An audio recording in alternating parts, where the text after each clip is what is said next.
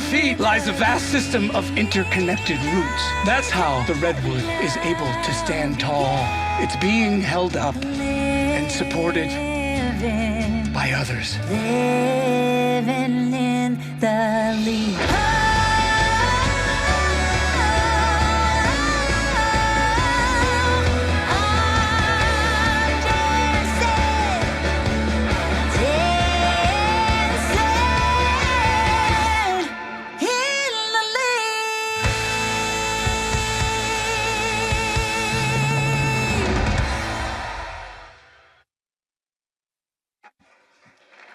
Please join me in welcoming Editor-in-Chief of Town & Country and Editorial and Brand Director for Elle Decor, Stellene Volandes and Idina Menzel. I don't have a microphone. You don't? No, I mean, I'm trained, yeah, so. we both can project, I'm sure, but someone maybe took the microphone. But here we go. Thank you. Thank you.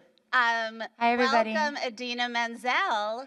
And thank you for being with us on a two-show day. It's Wednesday.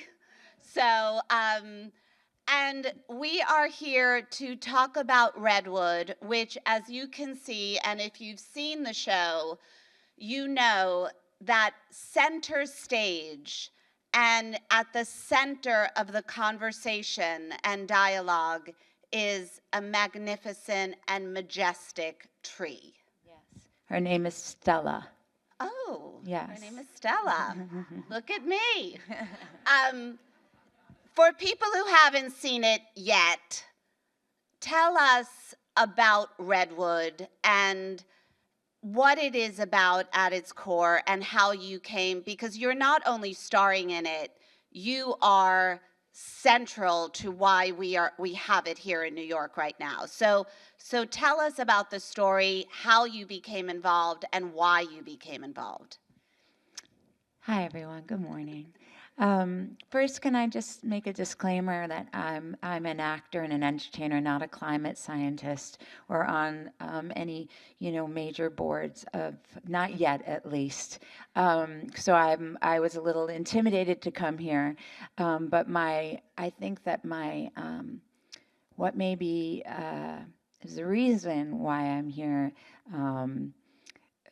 spiritually, universally, is that I've learned why I want to be more of an advocate in saving the earth, and why I feel that nature heals us. And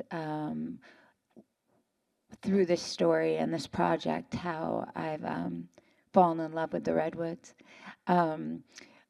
But originally, I just learned about Julia Butterfly Hill, who you probably all know, but she lived, she was a tree sitter. She lived in a redwood tree in Humboldt County in Northern California for like 736 days in order to protest the logging companies from cutting it down. And I was so fascinated with her story. So before actually falling in love with the trees, I fell in love with her and her heroism.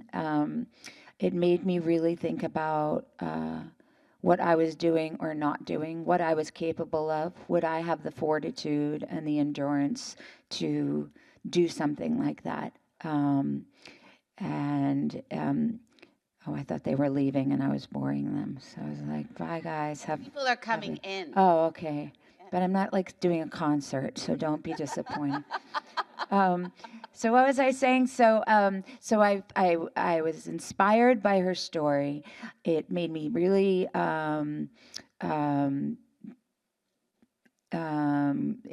be introspective and reflect on what I am doing out there to help. It made me want to test my survival instincts and my courage, about enough courage to do something like that. So it also made me, intrigued me, what intrigued me was the idea of escapism. So all of this is not about the environment yet. It was the idea of getting away to the farthest place possible, to how that would feel, to the loneliness and the aloneness, to the away from much of the noise I have in my head. 40% of the time my husband's here. You could probably do a whole Q&A about that. He's a therapist. But so what was I saying? You were talking about sort of her story and what inspired you about her story before it became about the environment. Right. So then I oh right, I was saying about the escapism and getting far away and to get into a place that would be silent and still, and what that would evoke, what would I learn about myself. Then when I started to think about wanting to do a story or a show where I thought A Woman in a Tree could be a great musical, I went to Tina Landau and am I too long-winded here? Okay. I went to Tina. I went to Tina Landau, who is an auteur director, and she's our director, our book writer, co-lyricist. She's my good friend and collaborator. I always wanted to work with her years ago. Since years ago. And so I met with her just to work together. I told her about this idea of doing a story about a woman in a tree. And she said, oh my God, like she's fascinated with trees. She's read so much literature on trees and poetry. And so we had this idea. Years later, it finally starts to kind of generate and we start to nurture it and get it moving. But that's when I really started to read more about the Redwoods and to learn and fall in love with the Redwoods and everything they stand for and the sort of mirror and mentors they are for humanity. Well, and what's powerful, you talked about you're not an environmental activist or sort of a climate change specialist, but what this show does is, you leave, yes, sort of realizing you just heard Idina Menzel sing. You leave remembering the songs, but you leave very much thinking about how nature makes you feel. And so much of your character's story is about this healing power of nature, and it does make you question the interconnectivity of what is around us and how we all sort of both, trees, humans, relationships, make each other feel. And you, as we saw in the video, you sing like we all sort of worship, everything we worship you for, but there is a lot of, you connect to the tree through some sort of wild choreography. And in doing this story, and you've been a part of this story for such a long time, how did all of that, the story, the choreography, being up on that set in that tree, which you are for so much of the show, what did it teach you about how important it is to save and preserve and protect all that for the very primal reason of it changes us? Okay, that was like a 12-part Yeah, question. okay. And that's something I'm not great at, so I will have you like recenter me. You know how the presidents are so good at that? They break it down. I can't do that. So, okay, so where should I begin? Was how the tree made her feel, how was that always so central to the story? Because The tree, okay, so this woman is her woman, my play character, her name is Jessie. She's going through has this upheaval in her life. She's going through a real loss in her life. Can we just say it now, what it is? Oh, okay. For marketing reasons, for a long time, we didn't want to say, come see a musical about a woman that lost her son. It'll be exciting. But now we're just throwing it in there. And so she, you don't know it in the beginning, but she's suffered this loss of her 23-year-old son from addiction and an accidental overdose, but you don't know that either, exactly how that went down. Anyway, she gets in her car in New York City, a successful woman. She's married to a woman. She tells everybody pretty much to just like fuck off. She can't deal anymore. It's been a year. And she's pretty much like become dormant and numb inside. And she gets in her car and she just says, I'm going for like a long weekend. And then she just keeps driving and doesn't stop until she gets to these mystical, magical redwood trees. And she is taken in by these two climate scientists, these arborists. And well, one is more of like a, what do we say in the show? Celebrator of the forest, and the other one's more of a warrior for the forest. And they reluctantly take this naive woman in this decided she wants to learn everything about the forest, and she sees them climbing, and but there's something that draws her there, and she can't leave, and she feels a sense of freedom and feels like she can breathe for the first time in her life, and she wants to climb this tree, and she wants them to teach her how to climb this tree. And so I think the trees, the redwoods, are they force us. They've been around for thousands of years, and they can be as tall as the Statue of Liberty. And they've gone through so much destruction or fire or violence. And they you can see that they're charred. Their trunks can be black, or they can have these huge holes inside. And yet they're still thriving. And so something about this survival instinct, the fact that the trees the redwoods force her and us to not give up on ourselves, is something that I don't think she consciously knows at the time, but it's what's drawing her. I think she also is drawn to these memories that her son, who she lost, she feels him and sees him in all nature around her. I think that what I've learned from talking to people that have found nature to be healing, and what I find I'll just speak from my experience. When I visited the redwoods several times, I've just been there to sit in their cathedral. I've been there to learn to climb them. I had a man named Tim Kovar, who's one of the only people licensed to take people climbing to the top, to the canopy of a redwood forest. I've sung to him and serenaded him with our songs from the musical at the top of the tree, so I could do some research of how that would feel. But I think, and he takes a lot of people that are trying to heal and heal their hearts, and who are grieving in their own time. I think for me, the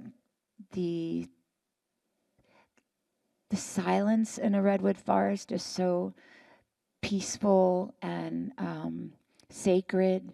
The idea of being surrounded by these wise giants that have seen everything and still have endured I'm not a religious person, but there's something that when I climb to the canopy, and I look out from there, it makes me feel so small and like I'm connected to something much larger than myself. And so much of it, I think, for my character and for people that go there to look for some kind of transformative experience, is that if you know, I don't know if you know this, you probably do. The roots of a redwood are they're not deep like you would think they would be to hold a million tons or a million pounds. Don't know which one that is, but to to hold a tree up and counterbalance the height and weight of the tree. You'd think that the roots would be super deep. They're not. They only go in like 5 or 6 feet into the ground. They're really shallow, and their roots go out like this, and they clasp hands with the other roots of all the other trees, and they go miles and miles and miles like that, and they're interconnected, and they hydrate each other, and they speak to one another, and they hold each other up. And even, I was reading about this recently, when a redwood does, I won't say die, when it falls over, it actually, it's like it's falling so that more sun can make its way through the forest and help the other trees that need that to have more regrowth. And then it becomes its own ecosystem on the ground and all of this other life. One time, I'm just going on and on to now I'm the 12-part question. But one time when Tim took me all the way up into the canopy, he showed me on one of, their limbs are huge. They're trees themselves up there. Trees grow out of other limbs. Huge redwoods are going like this and like this and like this. And there, I guess a bird from somewhere else near oak trees had picked up a seed from over there, brought it, went flying, said, I'm going to sit on this redwood, put it down on a branch, and now an oak tree is growing out of a redwood, completely out of its proper system. So it's just the idea that there's constant regrowth. And one more thing, that my favorite thing is that is there's something called heartwood. Heartwood, a tree has a heart. It's the innermost part of the tree. It's impervious to decay and disease, but it's dead. And this is something that really speaks to me and my character and to the teachers that I meet, the professor. This idea that we can sort of, that we will never heal from certain the loss of certain things in our lives. We're not expected to heal that sadness, and that hurt will stay with us forever. We don't have to fully recover. It becomes part of our identity, but it can inform us. That the grief can move with us like heartwood, and it can help us to live again. And those reminders that people we've lost, or whatever tragedy it is, can inform us of how we want to live and find meaning in that. And so they're just these miraculous creatures, and they're why I found a new admiration, reverence, love affair with the trees, and why I won't be a climate scientist, but I will certainly be more of an activist, and why we're partnering with all these organizations. Well, I wanted to ask you about this. So, certainly. Oh, and I didn't talk about the climbing and the jumping, but we'll get back to that. Okay. Go where you were. Okay. So I wanted to talk to you about, people, when we're talking about philanthropy and endeavoring to do better, the role the arts play in all of that is often questioned. This is a show that not only shows how art can engage in conversation, but also how it can engage in action. Yeah. And so talk to us about the partnerships that you and Redwood have entered. Well, first of all, what I'm very proud of about our show is we're not preaching to people. We're not trying to hit them over the head with a show about saving the earth or the trees. We, as artists, we are storytellers, and we are, I think we aim to engage our audience and immerse them in the life and the souls of these characters and their experience, so that they are emotionally connected to the story and are driven and impassioned to do something for our earth,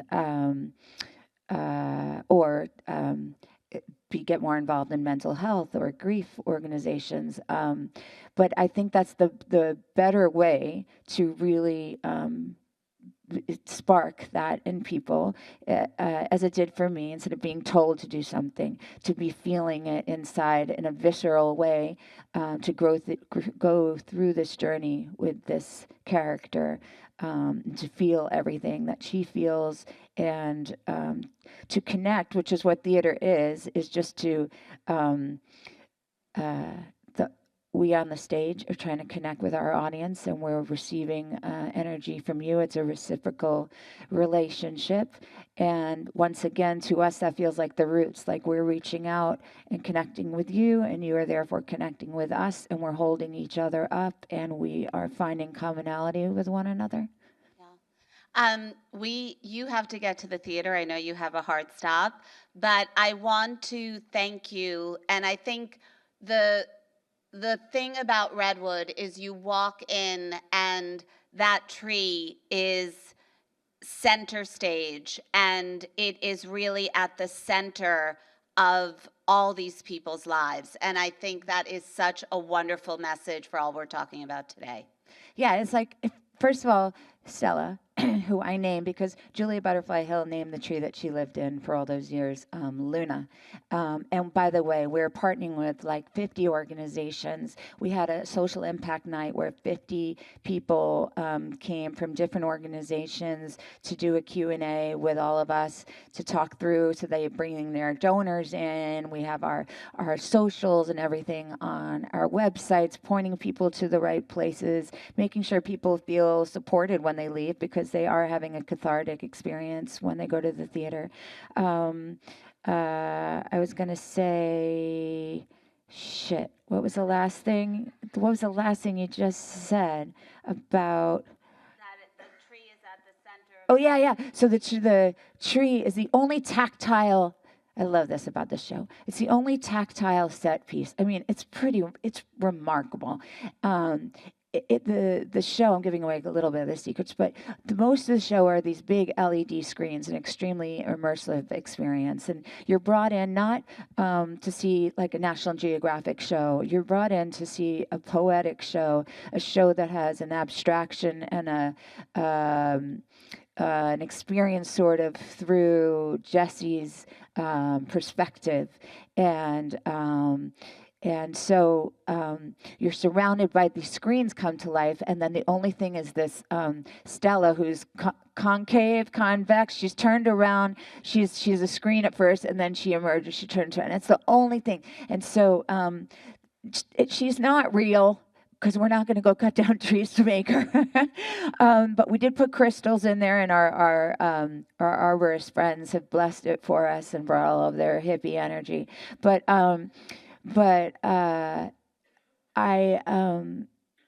I do get to feel that sense of being amongst the trees.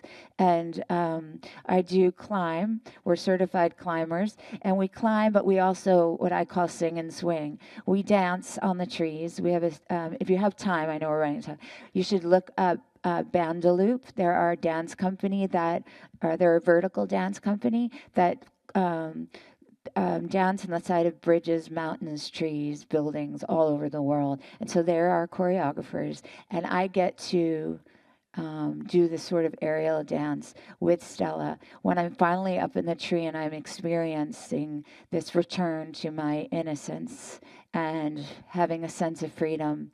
And so anyway, I think that there's... I'd love for you to come see, because I think there's all this levity and hope and, like I said, catharsis and there's power in nature, and that's so clear at Redwood. So there's recovery, there's rebirth. Yes. Everyone should. Yes. Thank you so much.